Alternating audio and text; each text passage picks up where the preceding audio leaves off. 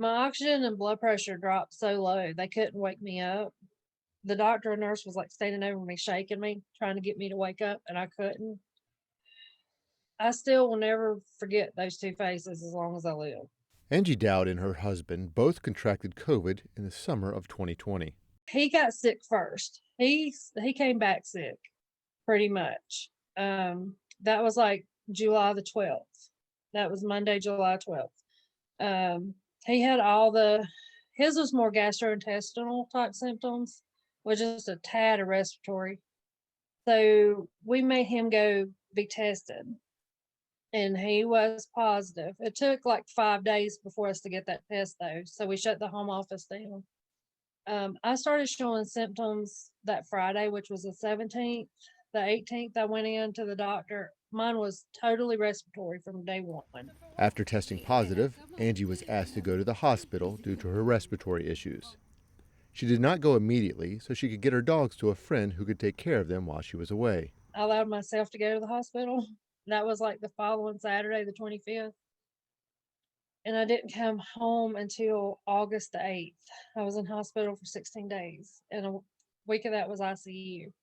While Angie was able to avoid being placed on a ventilator while in ICU, she had to face the reality of how scary this disease is. Being in hospital in isolation,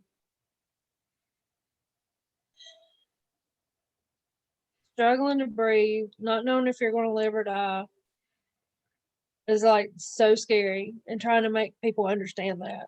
I've taken care of people with different infectious diseases for years, and we talk a lot about post-infectious complications. Dr. Christopher Woods is an infectious disease researcher with Duke University and the Durham VA.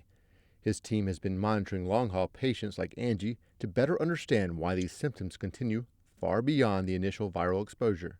There are other complications we talk about. There's a lot of delirium or confusion that we're starting to appreciate in these patients, even in individuals with milder disease. They don't just have to be in the intensive care unit, and that can have some long legs to it. People talk about brain fog and difficulty thinking and doing higher level cognitive skills that they had before. May take some time to come back.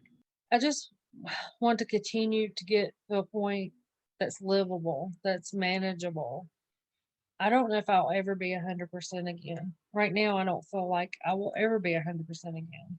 I want them to figure out what's going on with us to try to help others in the future. For COVID Uncovered, I'm Jeff Smith.